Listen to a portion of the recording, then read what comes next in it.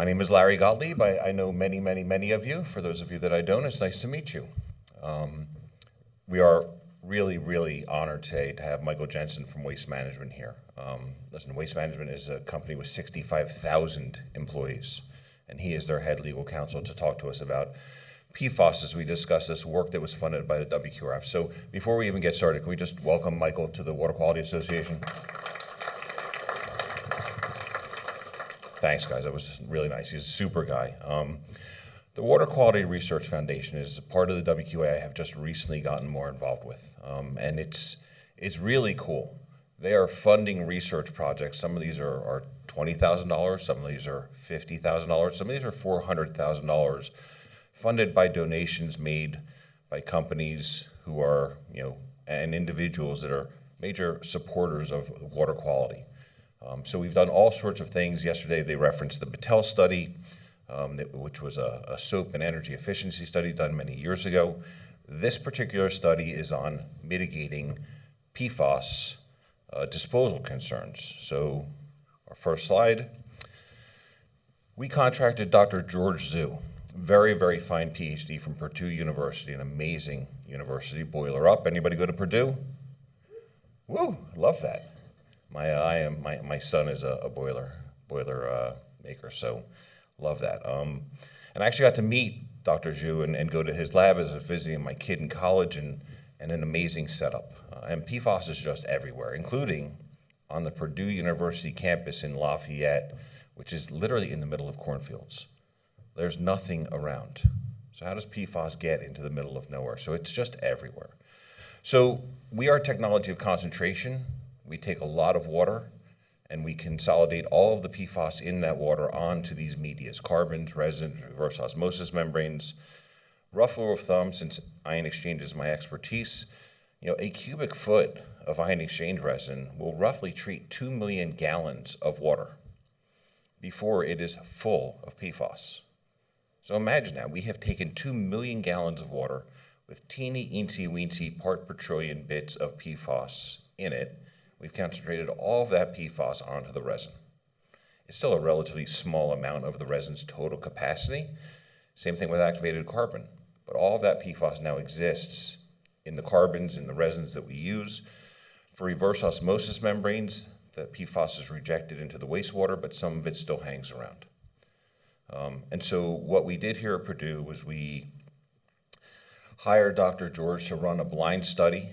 We don't know whose materials were in it. We don't know who made the membranes, whose resins it were, whose carbons it was, other than they were, PFAS, the kinds of materials used for PFAS in the industry. And he quantified the PFAS retention, characterized the breakthrough behaviors, work we already know, and then simulated disposal in landfill. How are these things going to react when we throw them in the trash? So there's Dr. George. He's awesome.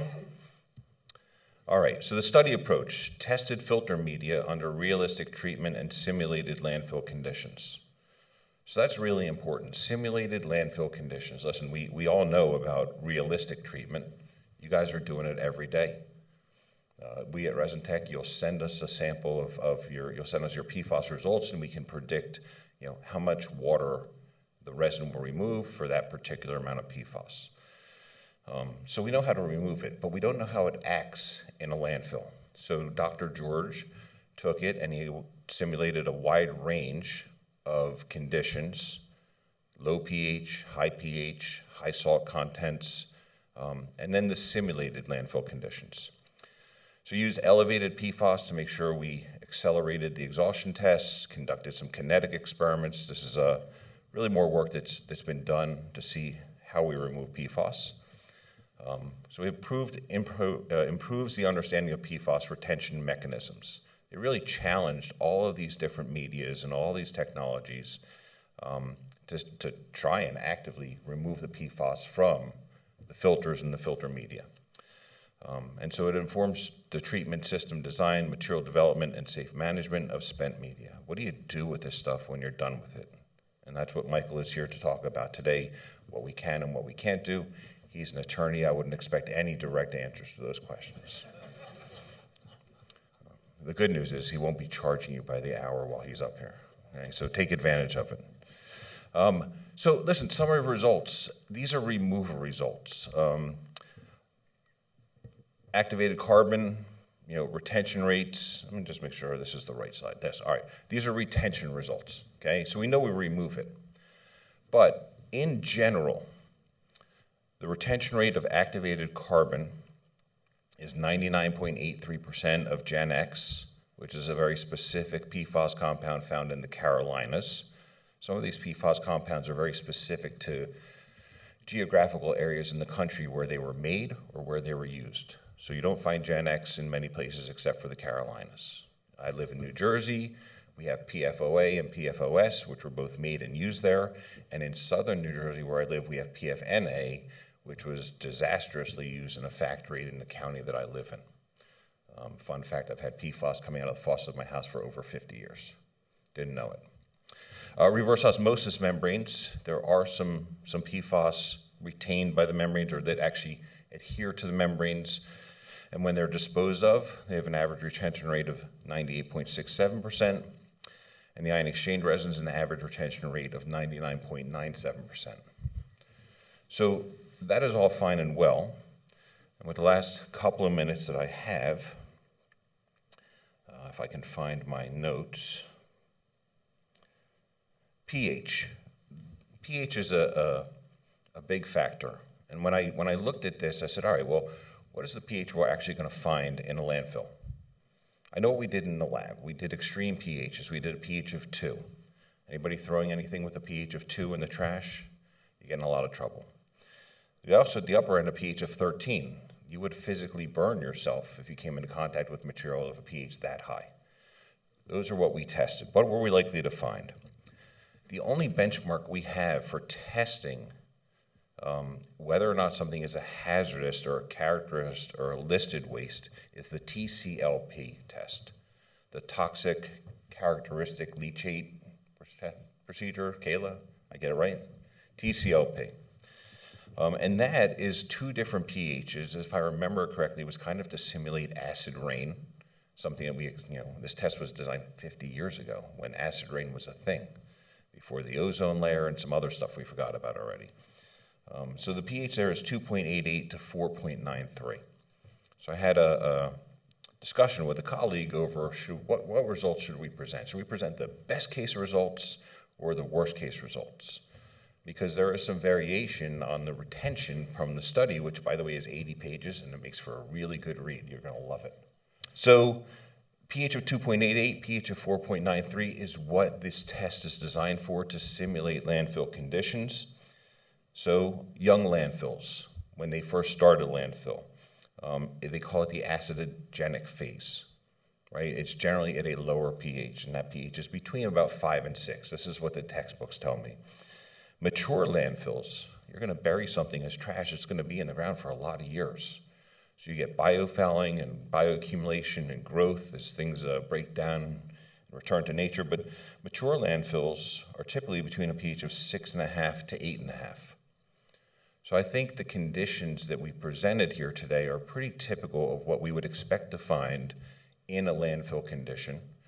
And I believe that if we put our filters, spent medias, RO membranes into the landfill, I think it would be better than throwing away, let's say, something with Gore-Tex in it, or your Stainmaster carpet, or anything that has been heavily Scotch guarded, because these products are designed to be selective for PFAS, and they clearly retain them.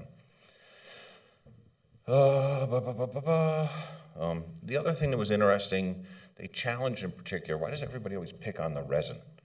I said, oh, well, if the pH isn't good enough, let's really, really kick the resin in the shins. Let's add a bunch of nitrate, right? Because we know that the resins sometimes can be very selective for nitrate, and they give up everything else. So in addition to pH, they challenged the resins with between 15 and 60 ppm of nitrate. And there was not a tremendous amount of PFAS let go. So the resins are, and it makes sense because these resins are super selective for nitrate. They're going to absorb them, and they're not going to let it go, but it's going to like the PFAS more than the nitrates. And I think that is most of what I really wanted to tell you. All right, what didn't we study?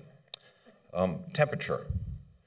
Temperature can play a big effect in the solubility and the rate at which things are, the speed at which things happen. If you ever poured sugar into iced tea, it swirls around, it doesn't dissolve. Sugar in hot tea dissolves pretty easily. Why? Temperature. So if we had to do some additional work here, some landfills are going to be in very hot climates, some in very cold climates, and within those ranges might be some additional work we could do.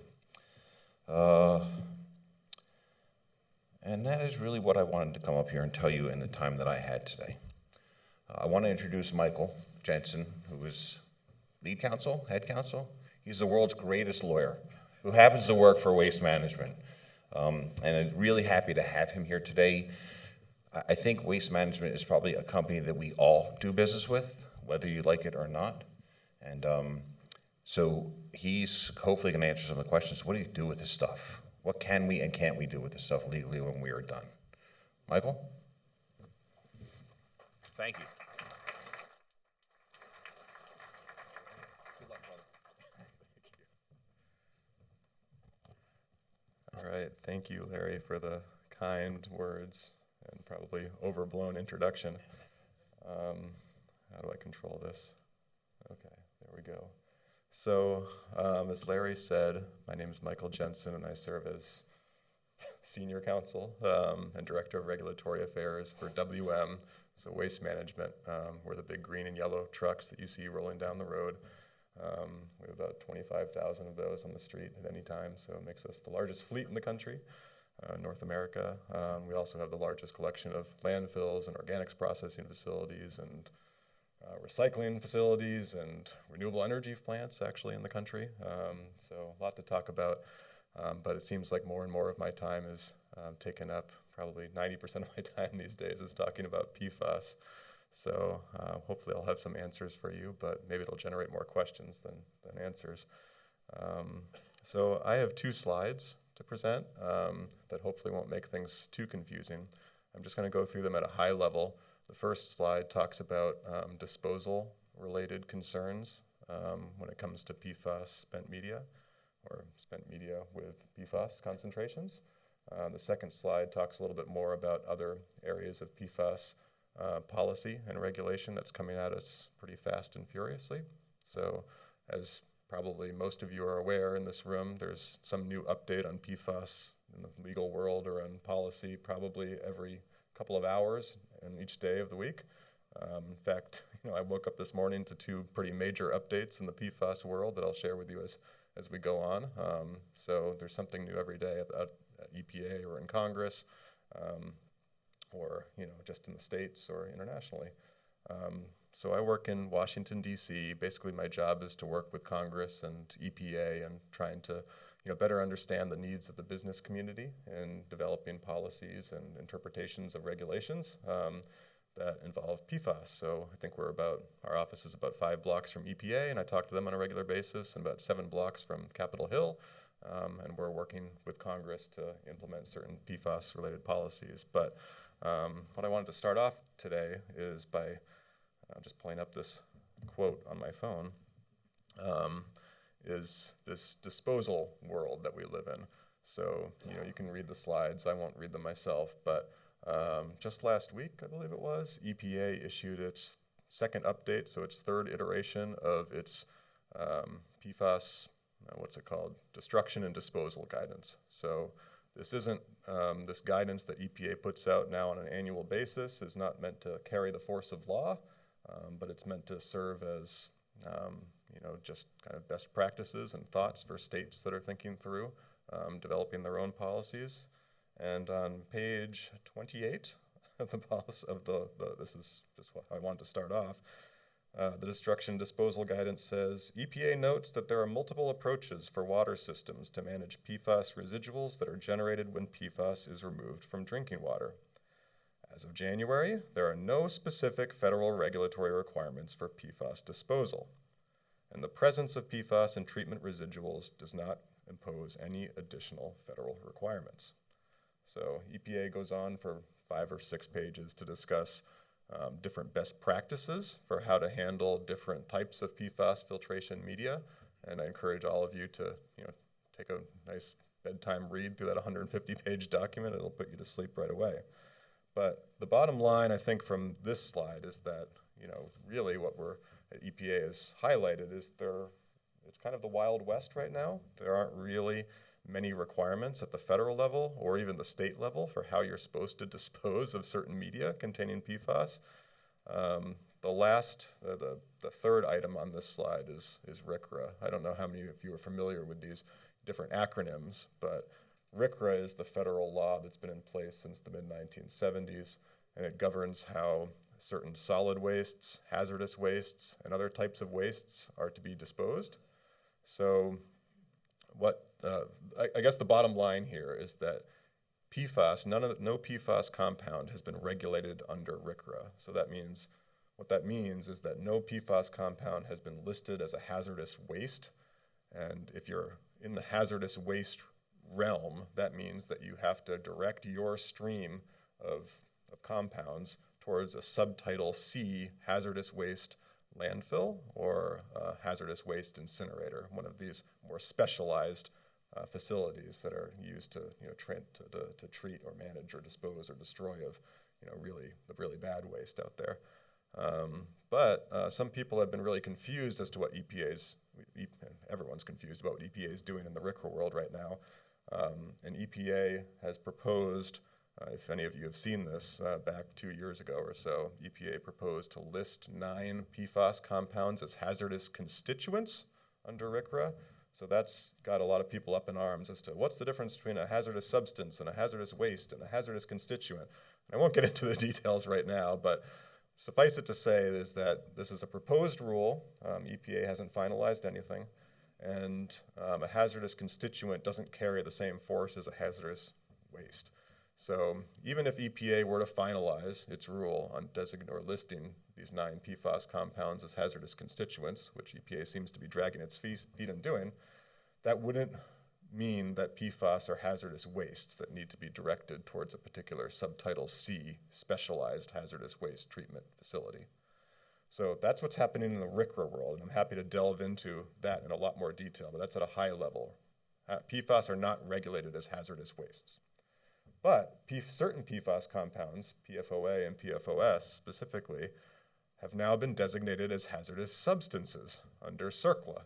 So CERCLA is the law that it doesn't actually set standards as to how wastes are supposed to be disposed of, but what it does is it creates a liability tail. So for anyone that's been involved in basically handling, managing PFAS or waste streams containing PFAS, whether you're a current owner of a site, a former owner or operator of a site, a transporter, an arranger, a generator, there's a bunch of different categories that are listed in CERCLA, then as long as you've handled certain PFAS contaminated media and that PFAS gets out into the environment somehow, and then EPA comes in and does a cleanup of that particular site, then the way that CERCLA works is that you are on the hook for the full amount of the cost of the cleanup of that particular site.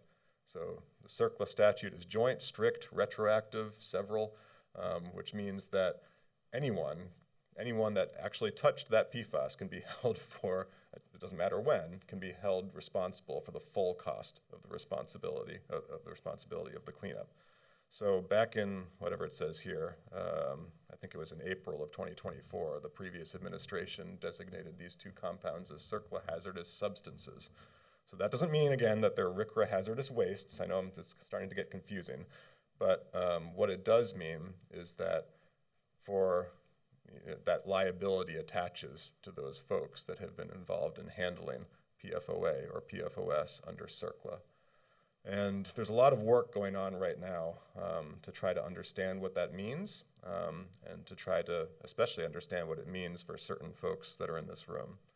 So on 2 fronts. Number one, there's litigation challenging that hazardous substance designation under CERCLA. So there's a good chance that the court system might claw that back and say EPA didn't justify its hazardous substance designation properly, and this conversation could go away for a little while.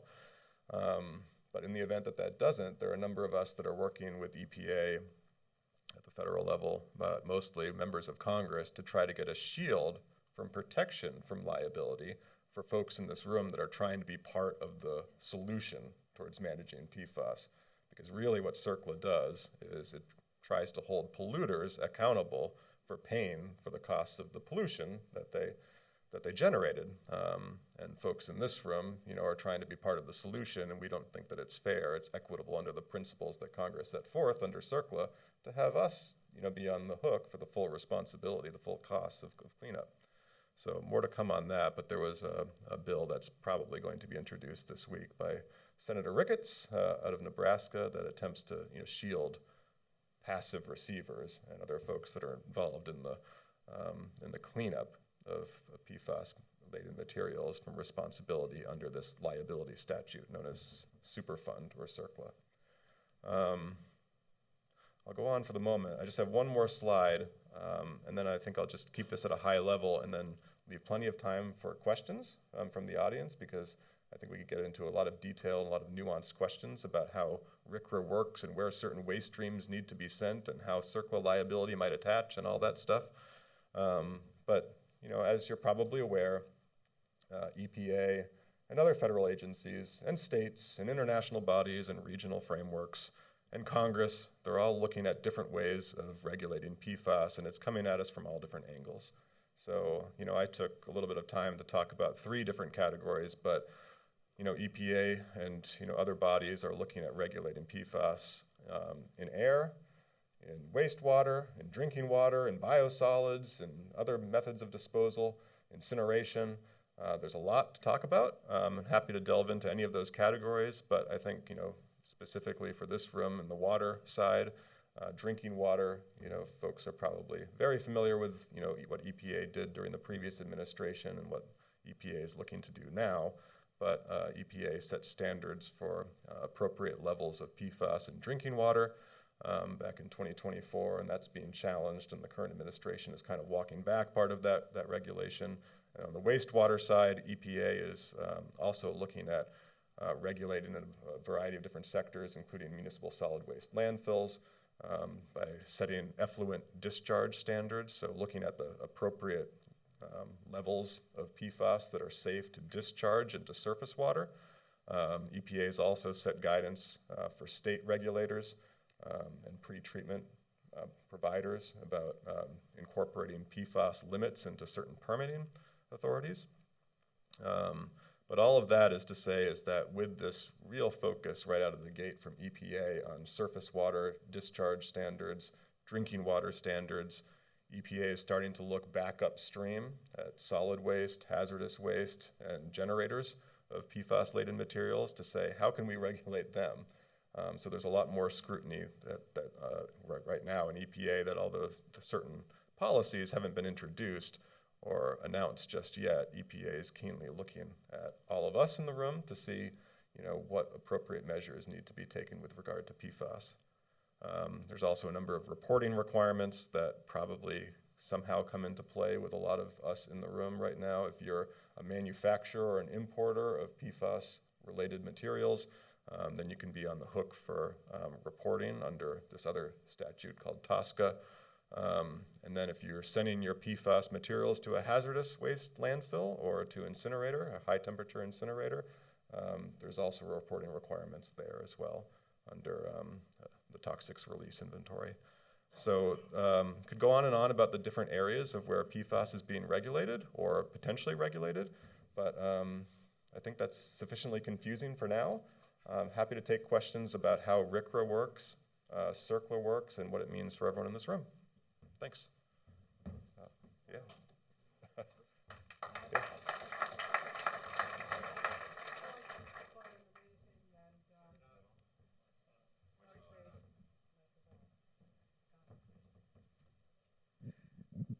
Thank you both for an amazing, in a short length of time, giving a very, not you confusing, but a confusing body of regulations from the EPA.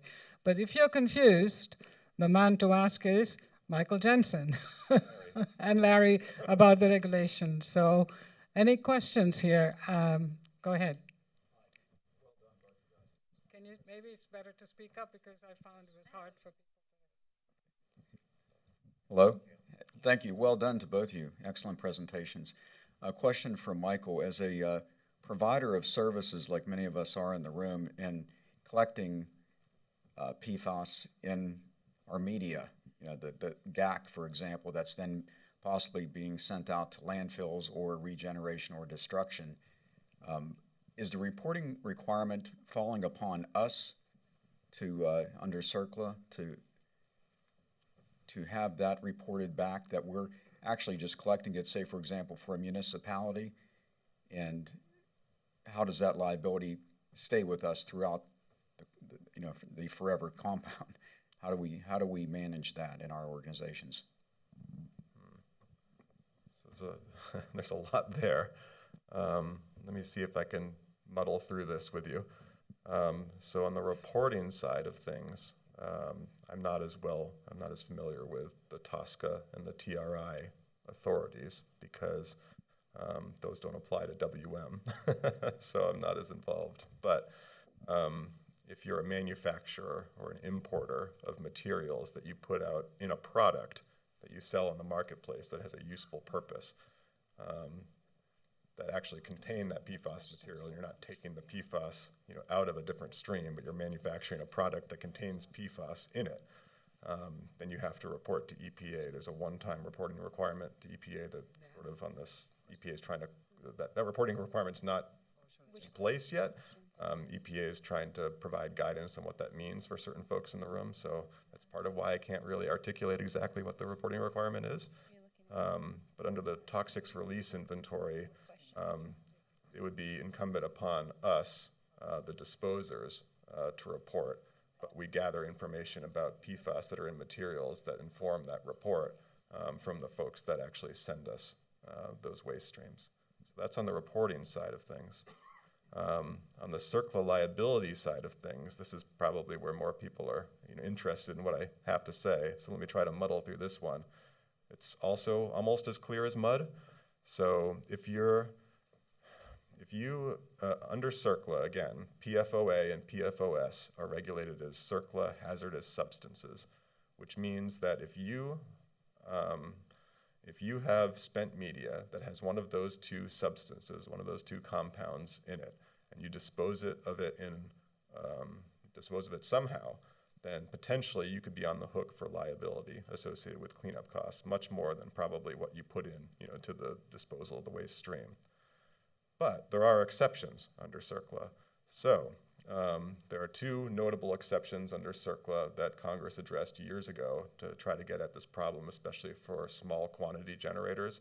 So if you're a nonprofit company, or if you're a small business, and what that generally means is you have fewer than 100 employees, and or you're an individual homeowner that throws PFAS-laden material in the trash, just in the general waste stream, then CERCLA liability, there's a presumption that CERCLA liability doesn't attach to you. So maybe let that sink in for a moment. So if you are, I guess the implication here, and this is not my recommendation, but if you are a small business and you're working with customers, households, and you direct them to throw the PFAS, spent filtration media in the trash, probably isn't any way that your company or that family could be subject to CERCLA liability. So that's untested right now, so take that advice with a grain of salt, but that's generally how CERCLA operates. What am I forgetting here? Also, if you're a larger company, that has more than 100 employees, and you think you don't fit those categories of what I just expressed under CERCLA, which again are untested right now, so take my legal advice with a grain of salt, and you'll probably want to talk to a CERCLA expert, on this, and I'm happy to stay after and talk about some of the more nuanced issues here. But if you're a larger quantity generator, then you'll need to work with your different waste companies right now, because there are no regulations about how you can dispose of certain spent media.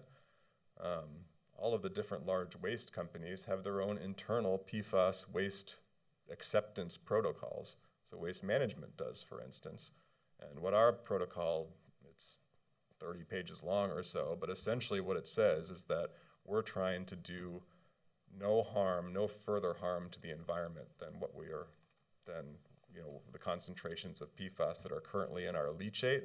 So the leachate is the garbage juice, as it rains and water percolates through the landfill environment. The stuff that comes out at the end that we treat, the water, is called leachate. And that leachate is soon, probably by EPA and certain states are looking at this, to have limits as to how you treat PFAS in those compounds. So what we're trying to do as a company is say, you can bring us certain PFAS-laden material, but it can't do any further harm to the leachate. It can't increase the concentrations of PFAS that are currently found there. So that's why we're really keen on looking at certain studies that are shown to, we have a whole PFAS team, but they're looking at different studies about how PFAS reacts, the fate and transport of PFAS in the landfill environment. Does your filtration media actually not leach out and make, increase the levels of PFAS that are found in our leachate? So that's what the conversation that we'd be looking to have with you if you're a larger manufacturer and you decide to have a relationship with WM, we'll direct your PFAS stream maybe to a hazardous waste landfill. Maybe it belongs at a Subtitle D municipal solid waste landfill, but under certain conditions. And that would be based on a conversation with our PFAS team. So there's a lot there. I don't know if I actually answered your question, but Can I jump in for yeah. So guys, that was an amazing question and a lot to unpack there. The thing that I see from you guys in the industry, my peers, colleagues, and friends, is that some of you are gathering quantities of this spent material, unsure what to do with it. And when you talk about a circular problem, if at your facility you have a bunch of this material and God forbid there is a fire or something else that happens and there is an escape to the environment, that's where I could see this becoming a problem for people like us, right? I think that's sort of the be-all, end-all of it. One of the reasons that WQRF got ahead of this and to do a study like this is to work with people like Waste Management, because these meters are selective, and I think the study does a really nice job at showing that disposing of them in a landfill probably limits all of our liability. Do no harm to the environment. These things are selective. They retain them. Hopefully with your experts, we'll take a look at this report along with the tremendous amount of work that I know the Waste Management team has done to facilitate the proper disposal of these materials. But holding on to it and keeping it, is probably your biggest source of liability, in my opinion. I would like, sorry. Do you want to ask a question or go ahead? Yeah, I just had a question if I can. One, I might take some of that free legal advice. With your legal hat on, do you see in your crystal ball a potential day where the regulation and regulators may come to a conclusion that water system manufacturers, they knew they were collecting PFAS, they threw it all into landfills, there's some liability there. So that's kind of my first question is, I know we're probably a long way from being considered hazardous waste as a water filter or even small scale residential media, right? But do we foresee that all of that collected PFAS in a landfill that is retained, which I think the study is excellent for that, thank you, but do we foresee that becoming a problem when all of a sudden there's knowledge in this room that our media and our products are collecting it out of the environment and then consolidating it in a landfill? Yes, and I think these questions are top of mind for EPA right now. And that's why you see EPA kind of dipping its toe in the water when it comes to RCRA regulation on the previous slide, wherever it was. Oh, I was on the right slide, I think. There at the bottom. So RCRA, again, is the statute that basically directs certain waste streams to a particular type of disposal method. So what it does is if you're a full-blown hazardous waste, you have to send your product to a hazardous waste, a subtitle C of RCRA, hazardous waste incinerator, or hazardous waste landfill, or a deep well. That's permitted under subtitle C. What this hazardous constituent listing does is it's kind of like the first step in moving towards a hazardous waste listing. So it doesn't do anything for purposes of this room. It really, what a hazardous constituent listing does is clarifies EPA's authority to conduct certain cleanups of contaminated sites, and doesn't really impact disposal whatsoever. But every time that EPA has moved towards a full-blown hazardous waste listing, it's done a hazardous constituent designation at the same time. This is the first time in history that EPA has actually done a hazardous constituent first step without taking the second step of going to a hazardous waste. So I think EPA did this partly under the previous administration to have this conversation about, well, what does it mean for us to do a full-blown hazardous waste listing? Since PFAS is ubiquitous in the environment, is there enough capacity at all of our subtitle C, incinerators, landfills, deep wells across the country to even take all this PFAS contaminated material?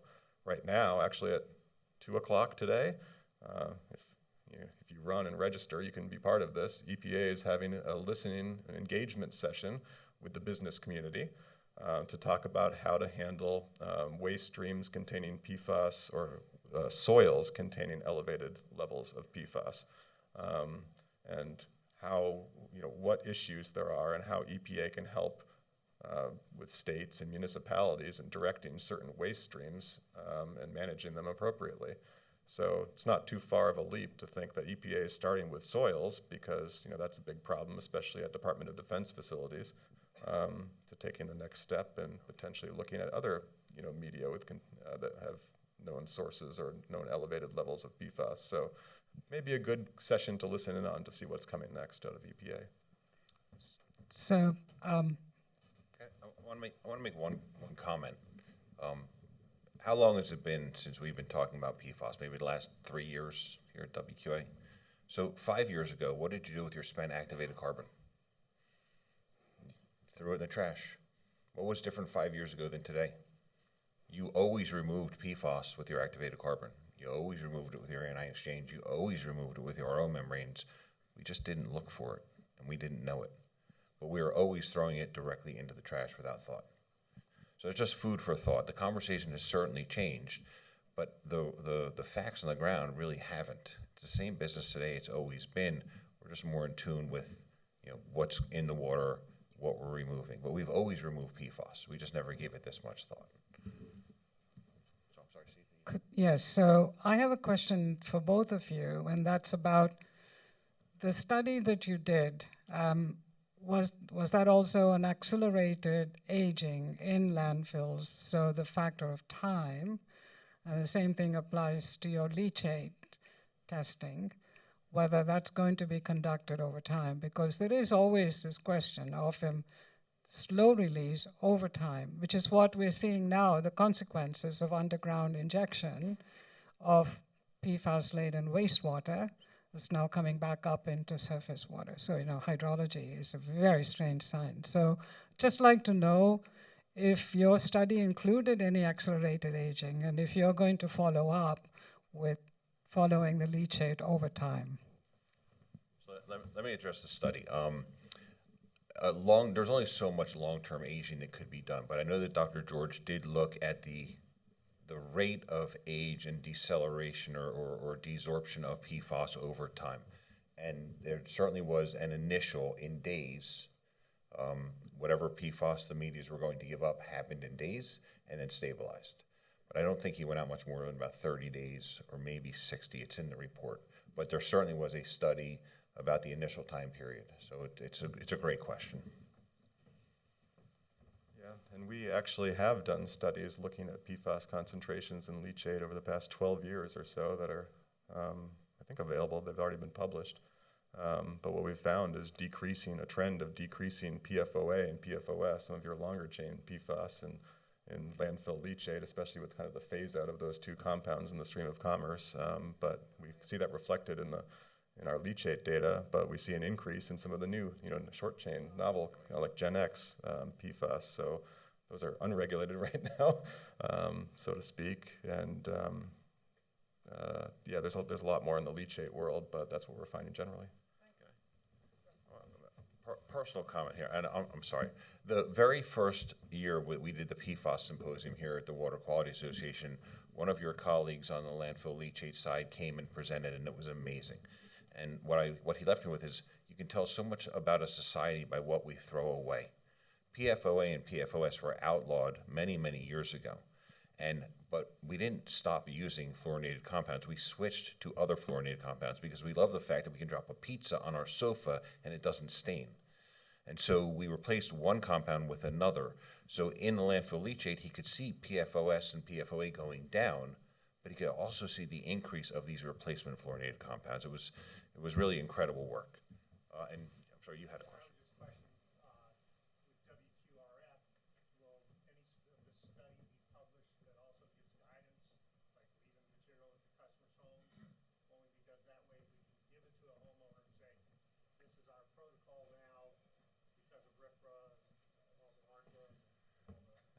Under the advisement of my attorney, I have been advised to plead the fifth.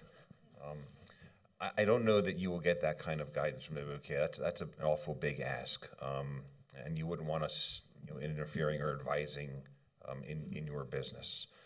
But I think the gentleman made it pretty clear.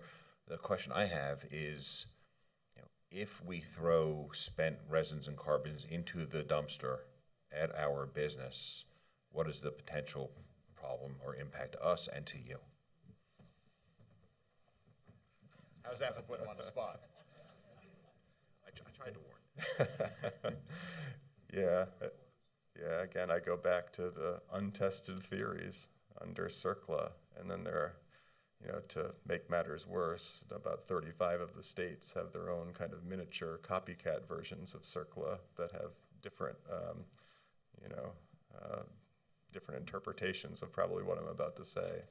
But generally under CERCLA, there's a carve out saying you're not liable if you're a small business or a nonprofit, if you're just disposing of household waste.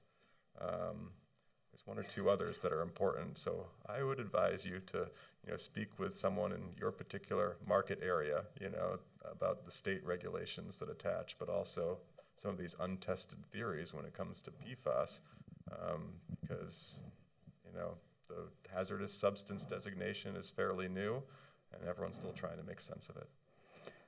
I'm sorry, I'm going to have to close the session, but not close the questions. I think speakers will be available, or you can submit your questions